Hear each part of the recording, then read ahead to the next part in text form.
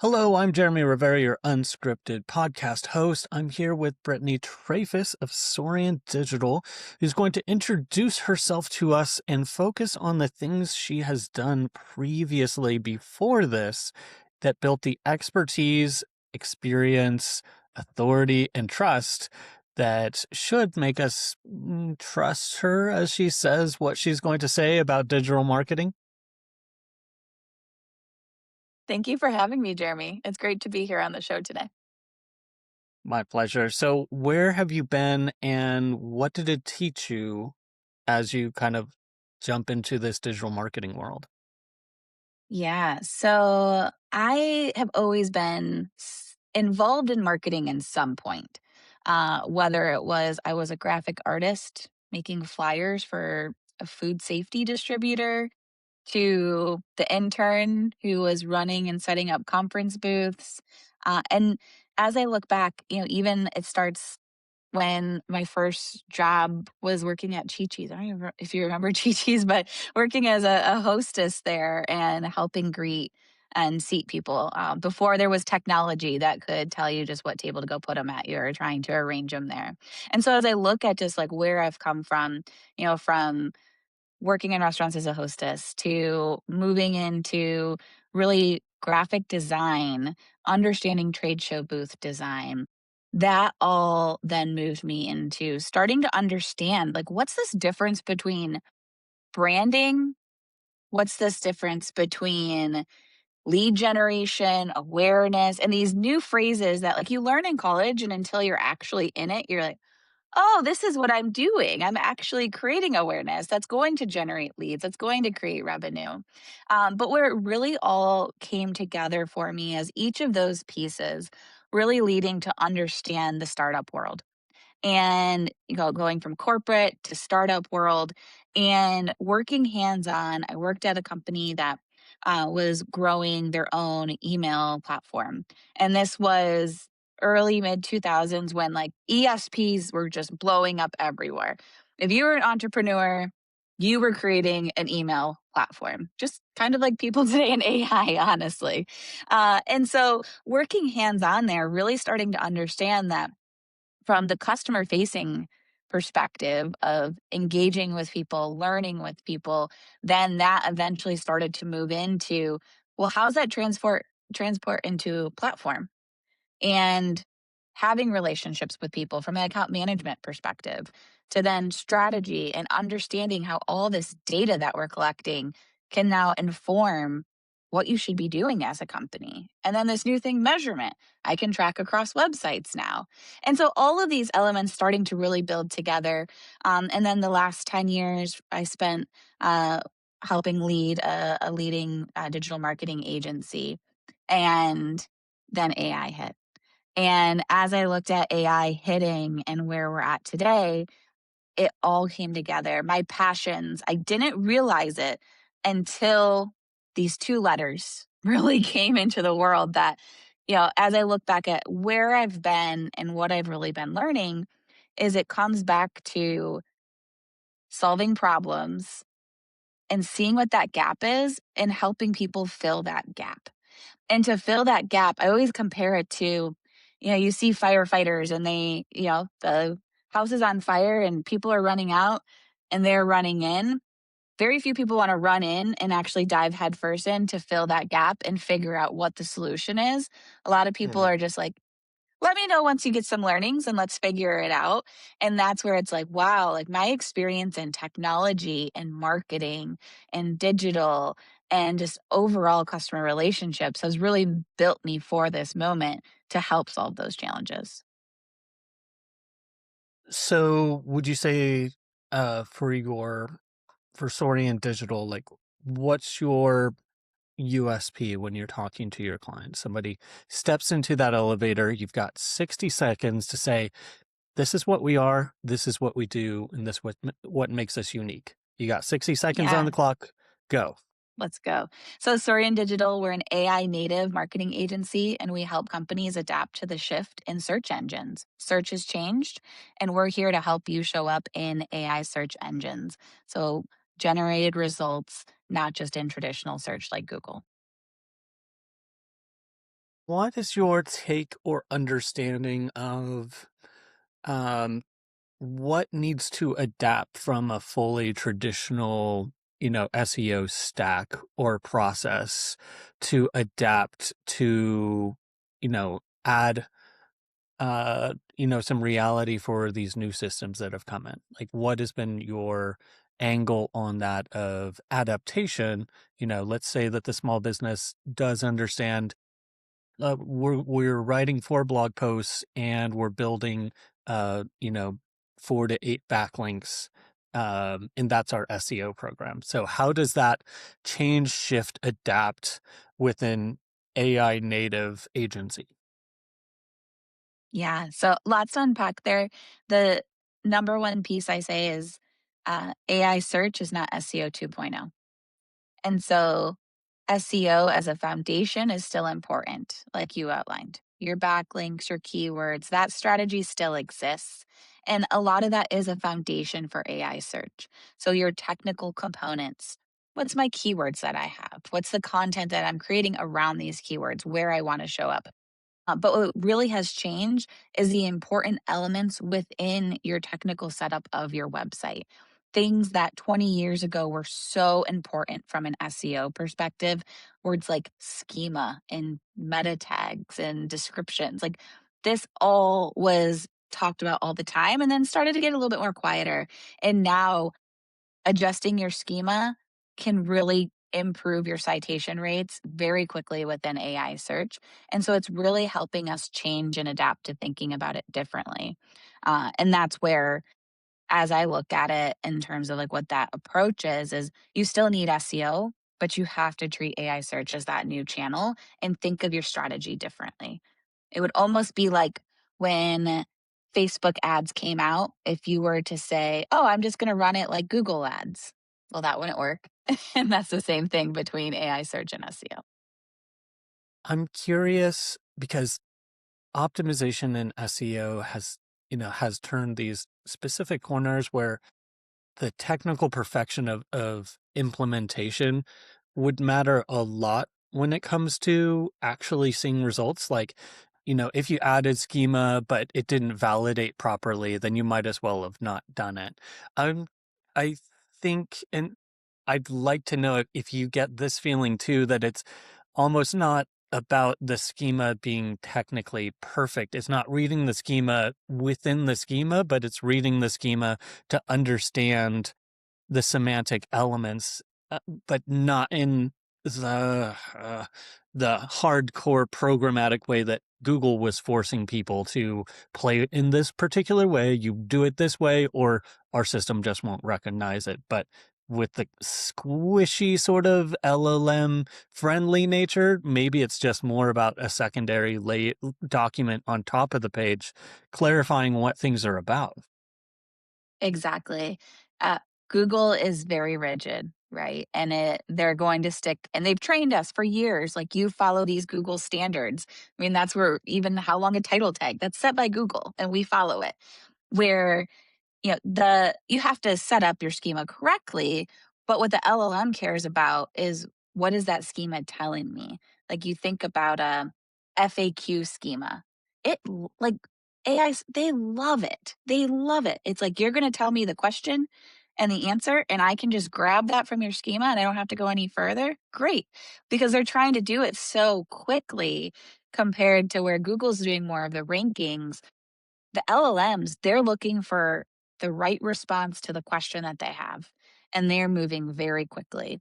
And so that's why that technical element is so important. Now, if your schema is not set up correctly and it's timing out, then it's going to move on and it's going to ignore you.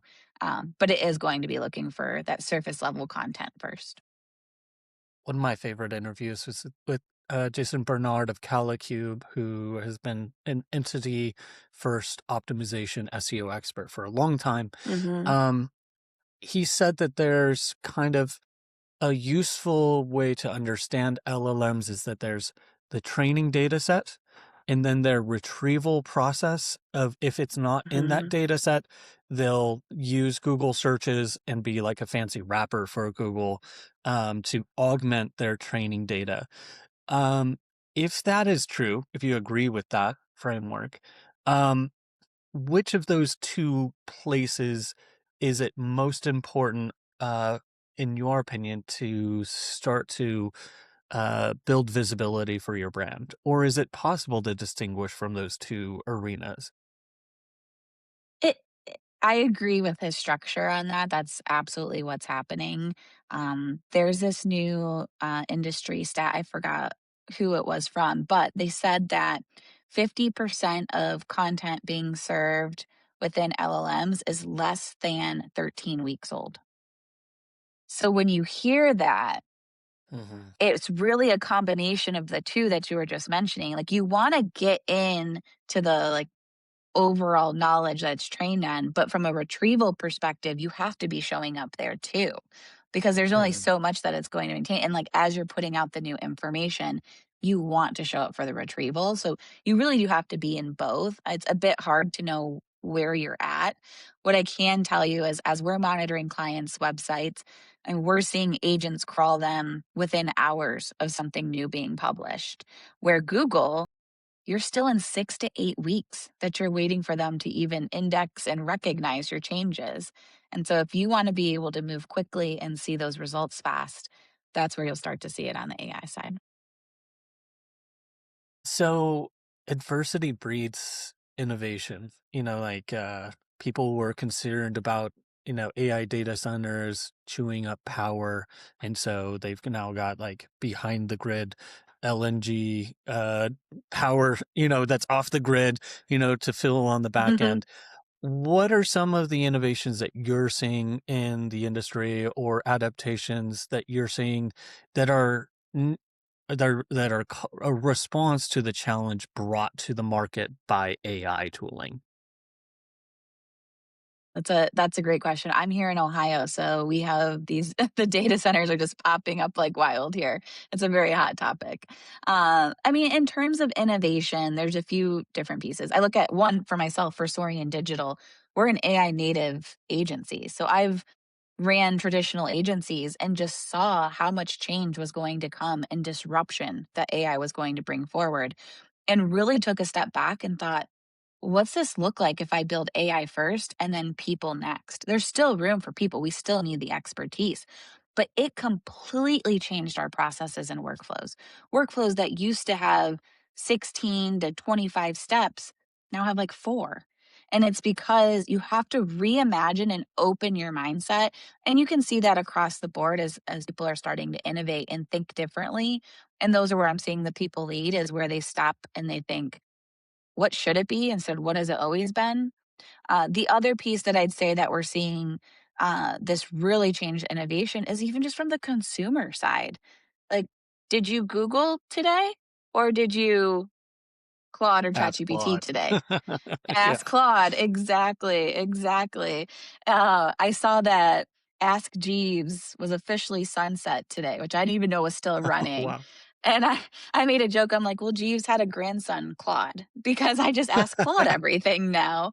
But from our consumer behavior perspective, it's just completely changed. I mean, even from an innovation perspective, we're getting so used to just asking there instead of doing our own searches where we have to click links and go to websites. Like, who wants to do that?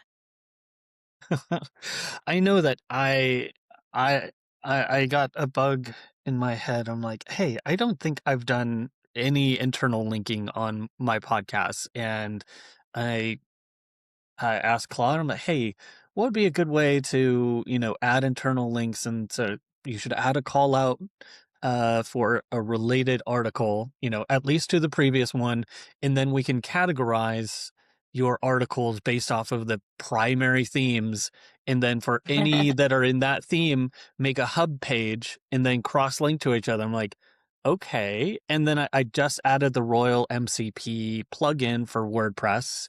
So now I Yeah. can actually push updates directly from Claude Desktop, not from mobile, which I figured out. It won't see the connection. So that is, it's funny, there's always these two steps forward and back. But yeah, I was able to, add an internal link call out that for each episode pointing to the previous episode with rich anchor text. I was able to create a hub page with quotes and a summary of each of the articles in that article, or in that vein or theme that was identified, and then internal links to it and from it. And I was thinking about, okay, this would have been at least a week's worth of work, Oh, at hands least. on, just opening up like the individual WordPress page to futz around with it, with Gutenberg. Like, if you're ready for it, there's some of these things where if you take your traditional tooling and find a way to connect it, there's so much more creativity that you can apply without the restrictions of, oh, but that would take so much time.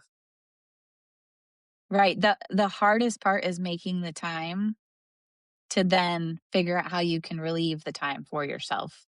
But Yes. exactly. Yeah, it is. Right? I mean, I'm the same way. I have a long list of all these things that I wanna test. I'm like, "But I have to make the time to do it." But when you do make that first step, to your point of, like, "Let me just go have the conversation with Claude." Once you're in there and you start clicking around, you start to quickly adapt to it. But how it can just change the work that you're doing, and I think just both personal and in business, right? It has that impact in both places.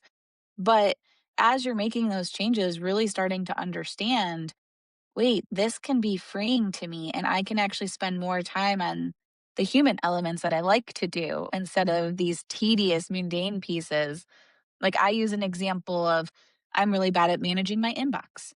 But Claude now, every morning, sends me a digest and says, "You need to do these things today. Make sure you do this. This is still on your to do list." And it's all of a sudden, it's managing my whole inbox for me. I'm like, well, this is like if I had a personal assistant, but now it's just Claude that's doing it for me. I did think about that. I had dipped my toe into trying to get a virtual assistant to help with the post processing on some of the podcast stuff. And I realized, you know what? I I it didn't work because I hadn't taken the time to, like, work out with Claude first all of the steps, because I know that I can process. I knew what my prompts were that would make the Mhm. output that I wanted, but also that kind of sniff test of, "No, that's not right," like, um, but I didn't know how to, like, quantify it, so I ended up wasting that time until my last interview with Mason McCumber, who is also an AI automation specialist. And he said, you keep putting in prompts, but you need to make these as skills in Claude so they're repeatable, because you aren't realizing the temperature. And I'm like, what's temperature? Oh, that's if you put into that box where the chat is, it's ready for anything. And so it's going to be highly responsive and variable. But you don't want variable, when you want the same outcome. So you need to add these as permanent skills so that you can reference it. And then you can stack your skills and have your agents execute skills in a sequence. I'm like, oh my gosh, this just totally saved me, Yeah. 20 minutes per podcast interview getting everything processed. Yeah, absolutely. And that's an area, like, when we were talking a little bit ago, like the retrieval and like the knowledge base of it, a lot of this now we can train ourselves. So it does know what I'm looking for, or, what my style is, or what type of things I'm interested in. As it starts to, you give it those specific skills, it stays more trained. The amount of time it takes you, it starts to reduce too. Again, take the time to make the time, to relieve the time. But, each of those components are things that we just even see from like what people are starting to prompt and have those conversations with AI on. Google, I think it was about a year ago, messed with the rank tracker industry by removing results of 100 at a time. And it was notable because impressions dramatically dropped Yes. in Google Search Console. And Um, that's because, we had become accustomed to an infrastructure and ecosystem of data and attribution where we had Ahrefs, SEMrush, data for SEO, all of these data aggregators going out there and tolling Google again and again just to build their databases daily for that information.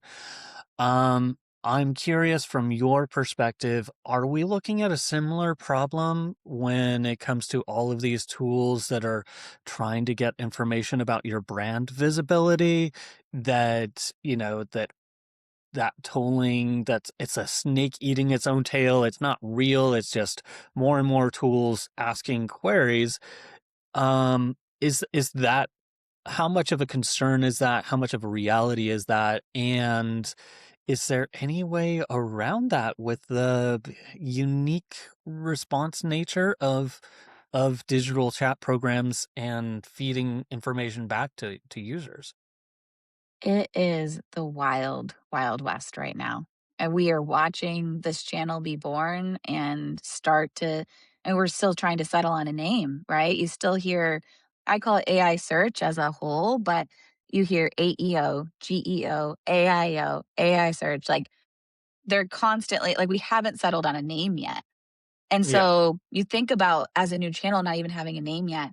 And then you layer on the biggest challenge right now is you don't get that data out. We have been trained by Google and by HubSpot and all these different marketing tools. They give us the data. We have the data. We want to know who clicked. We can know who clicks. We want to know where we were served. We can show where we were served. That's not coming out of any of these LLMs right now. They're a black box. They're not giving you that data. And so the biggest challenge is you have some groups that'll say, oh, I'm getting data, but really it's just from the monitoring of it. And then you have others where, to your point, where a lot of these companies are popping up right now of monitoring tools, and that's them prompting the LLMs to see what comes back. And then they say, here's what it's showing. Now, even that, I always like huge asterisk. It is a monitoring tool, it is directional. Do not think this data is Google Search Console level data. It Right. is nowhere close, Yeah. right? Like we don't know what people are searching. And the LLMs are so highly personalized that Yeah. if you and I did a search at the same time right now, we would get two completely different results. And Yes. so you need the monitoring data right now to give you a signal. It's a signal for Mhm. your strategy, but it's not hardcore data. And that's a big, big challenge. And will that get figured out? Eventually. I anticipate that they'll start to roll out some dashboards and they'll give you the but honestly, the LLMs, you think about like ChatGPT and Gemini and Claude, like they're all figuring it out as they're going too. And so they're just, I mean, they're trying to figure out ads. They're trying to figure out how they can keep it private and in this black box of a LLM, but also give you that insights. And so I think we'll just continue to see that really evolve.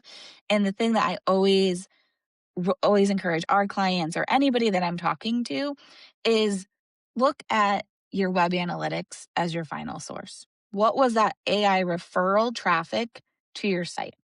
You can see that. That Okay. means they actually found you and they actually hit your page. That's the soundest data point that you can get at this point coming from the LLMs. Would note I did just see, I didn't dig into it or check it out. I know that Copilot added in Bing Webmaster Tools some data, and I saw an Oh, I announcement didn't from see that. Fabrice Chanel yesterday that they're adding even more additional metrics and data. Unfortunately, none of the projects that they're not uh like for if you've got a home builder in Cookeville, Tennessee, I'm sorry to say from personal experience, they're not really giving you any LLM based useful LLM based data. But I look forward to like I'm starting a new bigger project this month with something that's got some national brand behind it. In a boring niche, but it's still, it's very likely to be mentioned on the news on Bloomberg. So I'm curious to follow and see what visibility and metrics they would give because quite frankly, they've always been a more transparent with their data than Google has been. Mhm. So if anybody's going to give us a dashboard, it it it is likely to be Copilot and Bing. Um, I would have thought that when they were serving up ads and creating an ad program for um it's GPT, right? They're doing the ad Yeah. experience. Y It's not yeah, Anthropic, ChatGPT. not Claude, it's ChatGPT. I would have thought that paid marketers would have demanded some sort of metrics. Is that not true? Have they not given any sort of data volume or metrics? Because that's the whole reason that we have search volume at all for the SEO industry is because that's what they sell pay per click, with these volume labels and through those APIs. So did they not? Did they just skip that step and say trust us? So I'm not part of the pilot. So you had to be a nationally recognized in the top to be able to be part of the pilot. So this is just from what I've read and I've heard across the network is they gave you limited data, but there wasn't like where you could go into like a and see your audiences and be able to actually manipulate who you're serving to. What I did Hmm. read though is last week they're starting to put similar to the meta pixel they've created to be able to track their ads now. And so they're test as they move into the next round of testing that they were going to be testing this new pixel that could be put on websites to help identify. So they were able to get limited data in terms of if people were clicking and going to the site, but it stayed there from what I've been able to read and hear about. What's from your perspective as an AI first marketing agency, I'm going to give you a moment to stand on a soapbox and shout at business owners, at your prospective clients of the biggest mistake that they're committing and just stop this. What is your hottest take? Oh, this is so hard. I have many soapbox. So my hottest thing that I'm hitting right now is quit treating AI search as SEO. Stop. Stop doing it. If you keep treating it like just keywords and rankings, you're going to get keywords and rankings. You will get keywords and rankings in Google. Right. If you're trying to show up in ChatGPT and Claude and Perplexity, where people are more engaged and want that information, you're not going to see it. And so you have to stop treating it as as the same channel. And if your agency, if your SEO agency says, we got it, we're doing AEO, we're doing AI search, really lean in, ask like three more questions deeper. And I think you'll find out that they're just treating it like SEO. What um what do you wish that small business owners knew knew about AI visibility that we haven't covered yet? I love AI search for small businesses because it is a new channel. It put us all at the starting line together. How many times have you worked with a small business and it's like, I'm never going to get in the first place ranking? I'm not. I don't have millions of dollars to throw at ads. I can't beat my large competitors. Like, I don't stand a chance. Guess where you do stand a chance? In AI. In AI search, you stand a chance. We are working with brands who have a quarter of the budget of their big competitors in paid advertising, but now within AI search, they're starting to show up and have a higher presence than their larger brands. And it's because they're putting a strategy behind it. And small businesses can move a lot faster than these large organizations. So just because you're small, don't put yourself out of the race. You're actually already in the race and could be ahead of these larger guys. Yeah, when Jason Wade, previous guest, said that AI search is now table stakes. So if you're not sitting down at the table, you're missing out. Um, Right. And there's somebody else um, that's willingly showing up in place of you. um, so I guess that helps if you're in a boring industry. Because I was talking with Matt Brooks of SEO about how do you deal with, marketing for a company that doesn't do sexy stuff? Oh, they install concrete walls. That's as interesting as watching paint dry. But how do you approach the interest level angle of if somebody, it's very interesting if you are the one that's looking to put that concrete fence in your backyard. Then it doesn't matter if it's not a Maserati because it's personally important to you. What's your steps to kind of leverage AI to craft deeper responses, better content, more fulfilling content for your users when the subject matter expertise tends to be a little bit more dry, but more valuable for its esoteric nature? Yeah, absolutely. There's a few components there. So, yes, it's boring. And so it's not going to be this beautiful ad or anything. But within AI search, to your point, the person who needs to put the brick wall or cement wall in their backyard, they care.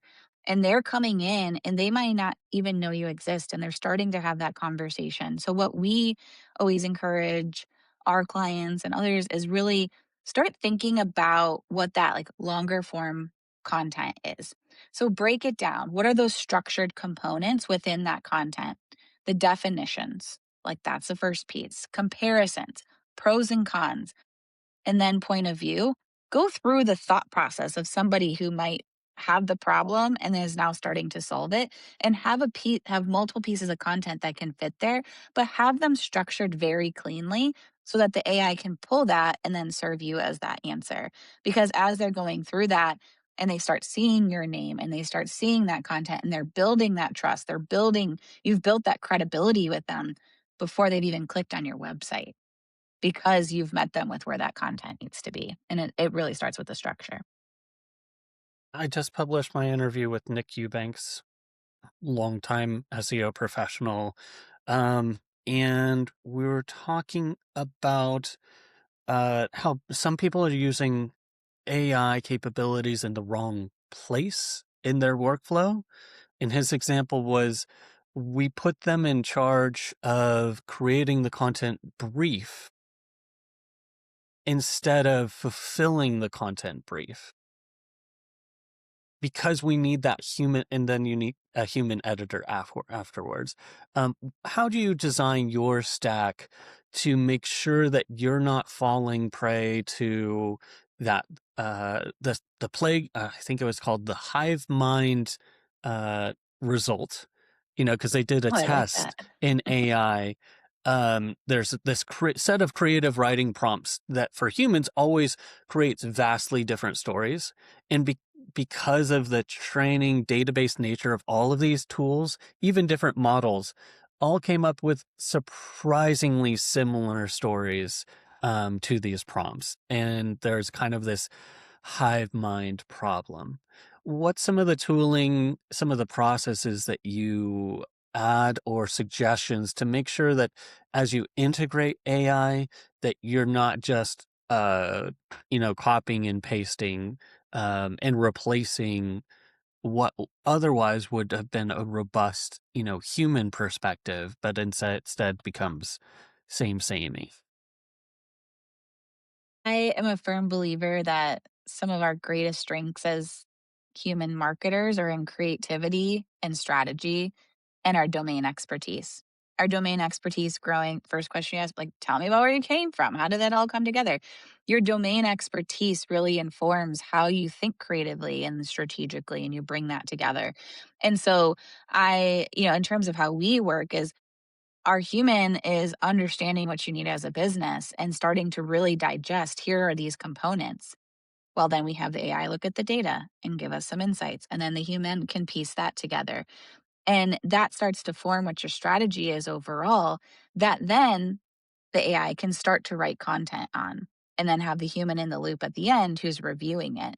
And so really leaning in and whether it's in marketing or whichever industry you're in, really laying out what your workflow is and then identify, okay, here's the steps that we need. But where do you need that human strength at?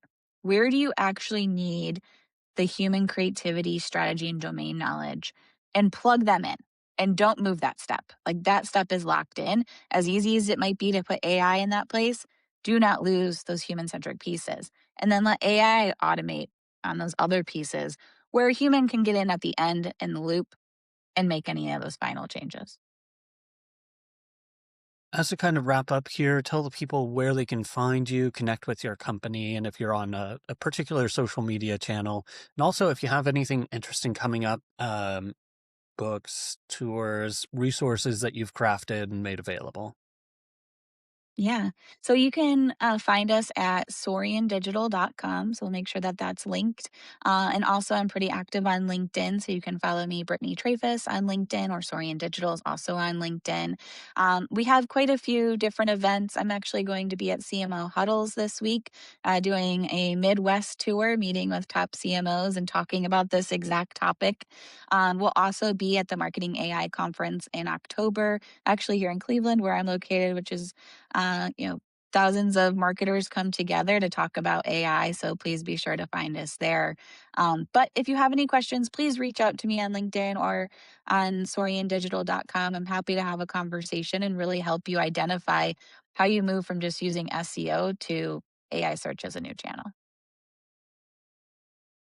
What pain point or problem um, that you've been working on do you want to float to the industry and ask the next SEO professional that comes on for their opinion to chime in? The biggest pain point I have right now is how to keep up with it all. Things are changing so quickly. I bet while we had a conversation right now, something rolled out. And so, how do you keep up with everything that's happening in AI and the changes that are happening? And how do you float through this is what you need to make that time to go focus on versus, oh, that's just a no, or that's noise in the market. Because there's a lot of noise in the news right now around AI. And so, how do you keep up with it? If anyone's figured out a trick, I would love to know. I'll make sure to get back to you after the next interview. In the meantime, if anybody wants to find Brittany, I'll make sure that those resources you mentioned are linked in the show notes. Thanks for stopping by. Absolutely. Thanks for having me.